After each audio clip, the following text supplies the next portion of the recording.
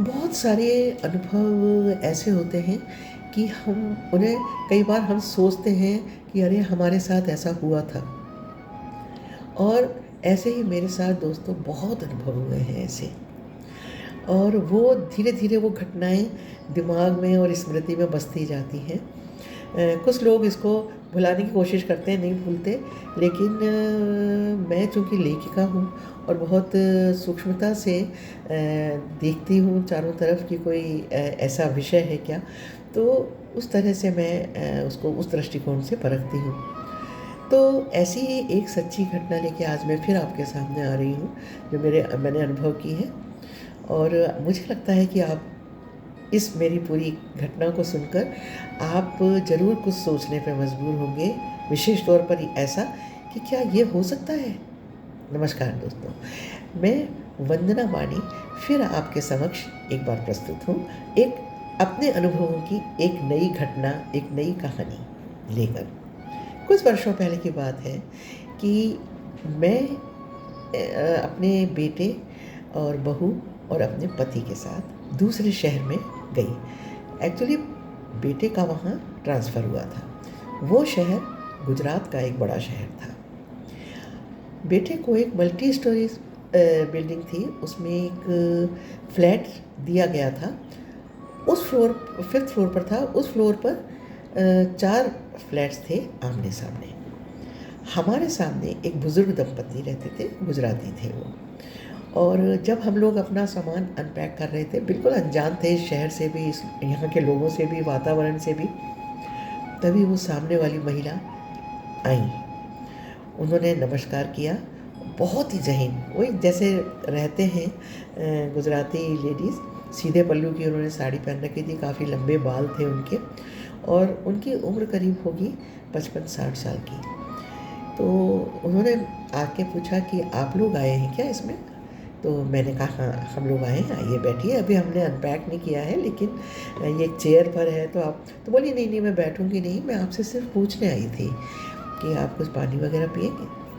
तो मैंने कहा कि हाँ, पानी दे दीजिए आप। तो वो 2 बॉटल हमें पानी दे के चली गई। उन्होंने चाय के लिए भी पूछा तो मैंने मना कर दिया। उन्होंने कहा खाने के लिए परेशान मत होना, मैं बना दूंगी, अभी आपका खुला। मैंने कहा नहीं, हम लोग कर लेंगे, वो तो अभी हो ही जाएगा हमारा। वो चली गई। धीरे धीरे हमें 2-4 दिन बाद हमें ऐसी पहचान हो गई उनसे, तो हमें पता लगा कि वो दोनों पति पत्नी रहते हैं। तो एक हमारे बगल में जो रहती थी वो भी हमसे मिलने आई। वो यंग लेडी थी, वो काफ़ी दिन से यहाँ रह रही थी। उन्होंने इन दोनों के खुद के ही मकान थे, वो फ्लैट्स थे। उन्होंने हमें सामने वाली मिसेस शाह के बारे में बताया कि इन मैंने कहा उनके बच्चे हैं क्या? तो उन्होंने कहा कि नहीं, उनके केवल एक बेटा है। मैंने कहा कि वो दिखा नहीं, वो कोई जॉब करता है? उन्होंने कहा कि नहीं, वो 19 साल का है और उसने दीक्षा ले ली है। मैंने कहा मैं मतलब नहीं समझी। उन्होंने कहा वो गुरु दीक्षा ले ली है और अब वो इनके पास नहीं रहता है। वो यहाँ पर जो वो मंदिर है बड़ा, आपने देखा होगा। मैंने कहा हाँ, वो सुना तो है। उसमें संतों का आश्रम है, जो लोग दीक्षावान होते हैं वो उसमें चले जाते हैं, उसमें रहते हैं। तो मैंने कहा इतनी छोटी उम्र में? तो बोले ये लोग बहुत ही गाढ़े, बहुत गहरे अनुयायी हैं इस पंथ के। और एक ये शुरू से ही, जब बच्चे ने शुरू से ही देखा था उनके घर में कि पूजा पाठ होती है, बल्कि उस वाले जो वो फ्लैट्स थे उसमें से कम आधे फ्लैट्स में उसी संप्रदाय के लोग रहते थे, उसी के अनुयायी रहते थे। और यहाँ तक कि उनका एक चैनल चलता था, तो सुबह सुबह वो लोग टीवी पे सब अपना काम धंधा ख़त्म करके फिर टीवी के सामने बैठ जाते थे और वो गुरु जी के प्रवचन सुनते थे। जब वो ख़त्म हो जाता था उसके बाद बंद करके अपने काम में लग जाते थे।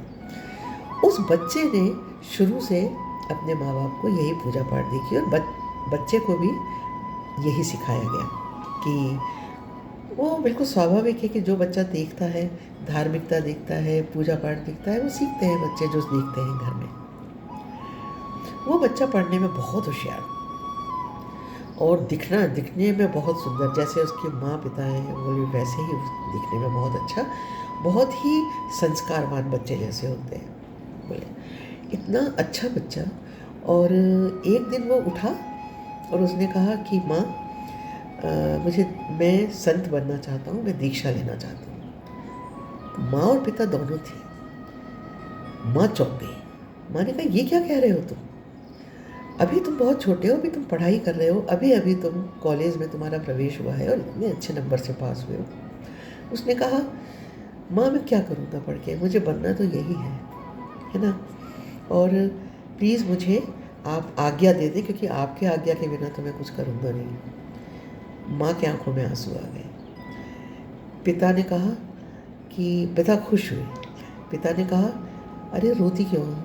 हमारा लड़का इतना संस्कारवान है, हमारा बच्चा इतना संस्कारवान है, वो जाना चाहता है संतों में, तो जाने दो उसको, हम हैं ना। और हमारी इतनी बड़े संप्रदाय के लोग हैं, हमारे पहचान वाले हैं, कोई बात नहीं। और फिर उस लड़के की दीक्षा की परीक्षा शुरू हो गई। अब आप सोचेंगे कि दीक्षा की परीक्षा क्या होती है। उस संप्रदाय के बड़े कठिन नियम थे। उस संप्रदाय में जाने वाले यानी दीक्षा लेने वाले लोग, एक बहुत ही बड़ा विशाल दरवाज़ा था, उसके अंदर बहुत विशाल बिल्डिंग क्या मतलब एक आश्रम था बहुत बड़ा, उसी में संत रहते थे। वो संत एक बार जब अंदर चले जाते थे, उनको बाहर अकेले आने की अनुमति नहीं थी। और अकेले मतलब अपने माता पिता के साथ भी नहीं। जब संतों का कोई समूह कहीं जाता था समूह में, तो वो अपने बुज़ुर्ग संतों के साथ में बाहर जा सकते थे, लेकिन ना तो वो स्त्रियों को देखना उनके लिए वो था, और ना ही जहाँ पे स्त्रियाँ हों वहाँ पे प्रवचन उपदेश देना आदि, उनको ये सब का वो नहीं था। दूसरी बात, जिस दिन से आपकी दीक्षा होगी उस दिन आपको बंद कर देना पड़ेगा माँ बाप को माँ बाप कहना। और 1 महीने की ये परीक्षा होती थी। यदि आप उसमें सफल हो गए तो फिर बड़े बड़े जो संत पुरुष थे वो आपको आके दीक्षा दिलवाएंगे, बाकायदा आपकी यात्रा निकलेगी और फिर आप उस संत आश्रम में प्रवेश कर जाएंगे।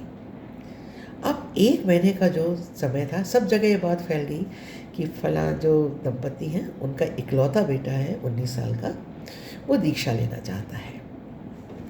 सारे लोग आने लगे और इतना ज़्यादा उसका मतलब आकर्षण था कि लोग आके तभी उसके पैर छूने लगे। तो जिस दिन उसने ये दीक्षा का ठाना, उस दिन से उसने अपने सफ़ेद वस्त्र पहनने शुरू कर दिए, टीका लगाना शुरू कर दिया, सिर्फ अपने कमरे में बैठता था, भोजन बिना तला बिना उबला हुआ भोजन करना, और माता पिता को वो शिष्य मानता था और माता पिता उसको गुरु कहते थे, और वो वैसा ही व्यवहार करते थे। ये उसका, और कहीं आना जाना नहीं, कुछ नहीं। 1 महीने तक उसको वैसे ही रहना था। उसकी दीक्षा का परीक्षा शुरू हुई और 1 महीने के बाद में वो अपनी परीक्षा में उत्तीर्ण हो गया।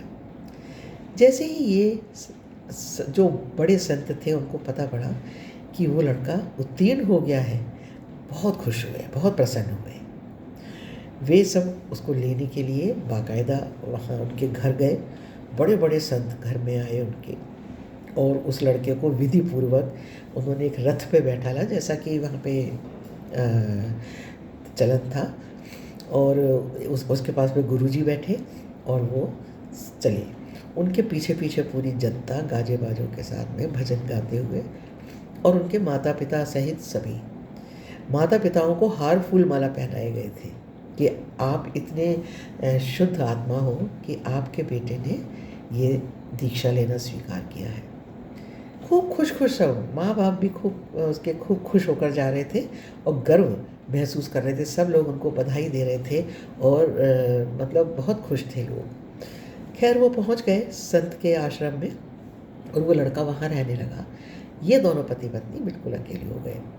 ना मोबाइल, कोई मोबाइल तो रख ही नहीं सकता था वहाँ पर, कोई मोबाइल नहीं, कोई खबर नहीं बाहर वालों की, कोई अंदर खबर नहीं, कोई देश के बारे में, कोई दुनिया, कोई परिवार, कुछ नहीं, बिल्कुल कटा हुआ वो आश्रम था।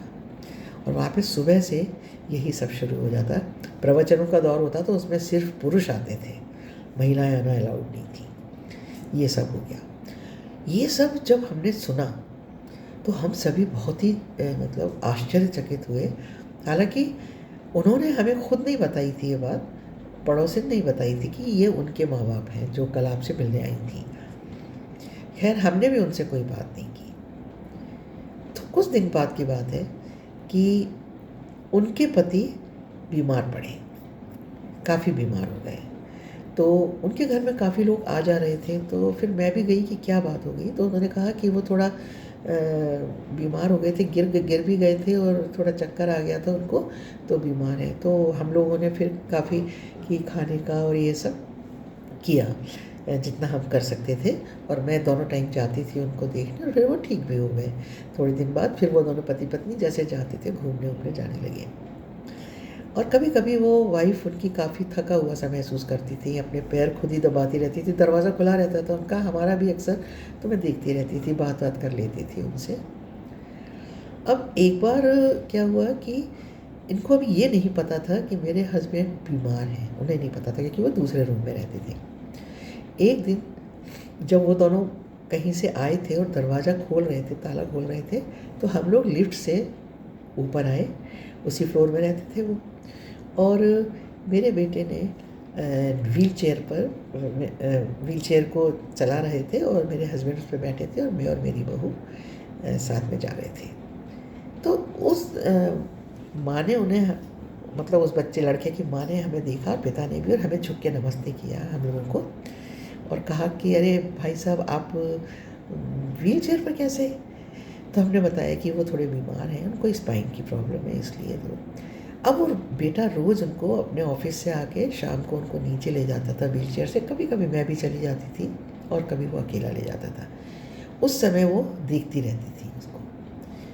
एक दिन अचानक क्या हुआ कि रात में उनके पति की बहुत ही ज़्यादा हालत बिगड़ गई, और इतनी ज़्यादा बिगड़ गई कि वो दौड़ के, मतलब हमें तो पता नहीं था, वो रात में आई और उन्होंने कहा कि वो बहुत बीमार है, जल्दी से चलिए। और सर्दियों के दिन थे उस समय, और मैंने 2-3 बार फ़ोन लगाया लोगों को, लेकिन वो शायद सो रहे होंगे। और सही बात ये है कि वो इतने बार, ये बार-बार इनको बीमार पड़ जाते हैं, कितने बार कोई आएगा देखने? और रात भी काफ़ी है, ठंड भी है, इसलिए शायद कोई आया नहीं होगा। लेकिन मैं क्या करूँ, मुझे समझ में नहीं आ रहा। और डॉक्टर को मैंने फ़ोन किया तो उन्होंने कहा कि हॉस्पिटल में लेके आ जाइए आप। मेरे बेटे ने कहा अरे इसमें क्या बात है, मैं चलता हूँ। तो मेरे बेटे ने उनको वो चल नहीं पा रहे थे, तो मेरे हस्बैंड की जो व्हीलचेयर थी उन पे बिठाया। वो और उनकी पत्नी दोनों बेटे के साथ में गए हॉस्पिटल में, उन्हें एडमिट कराया, और फिर वो कुछ दिन बाद वो ठीक भी हो गए, घर आ गए। तो एक दिन जब हम लोग उनके घर गए ऐसे उनको देखने के लिए, तो उन्होंने मेरे से कहा आपको पता है हमारे भी एक बेटा है। मैंने कहा अच्छा अच्छा, हाँ मैंने सुना है कि आपका एक बेटा है। तो उन्होंने कहा कि लेकिन आपका जो बेटा है और मेरे बेटे में फ़र्क है। मैंने कहा कि मतलब? बोले वो ईश्वर का हो गया है, और आपका बेटा आपके माँ बाप को ही, अपने माँ बाप को ही ईश्वर मानता है शायद। तो मैं कभी समझ नहीं पाती कि मेरा बेटा सही था, उसका डिसीजन सही था, या आपका बेटा जो आम दुनियादारी वाला लड़का है वो सही है। ईश्वर को मानने वाला मेरा बेटा बहुत बड़ा संत है जो, वो ज़्यादा बेहतर है, या ये आपका बेटा?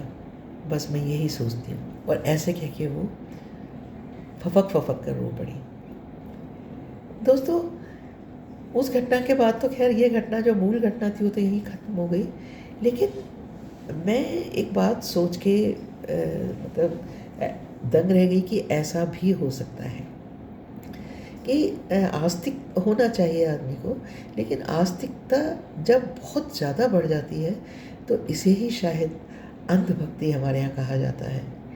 और अब आप इस घटना को, इस कहानी को सुनकर ये सोच सकते हैं कि और सीख भी सकते हैं शायद कि ईश्वर को मानना गलत नहीं है। मैं खुद बहुत बड़ी आस्तिक हूँ, लेकिन इतना ज़्यादा उनको कि अपने बेटे को समर्पित कर देना या बेटे का समर्पित हो जाना ईश्वर के लिए माँ बाप को छोड़कर कितना सही है, ये आप ही सोचिए।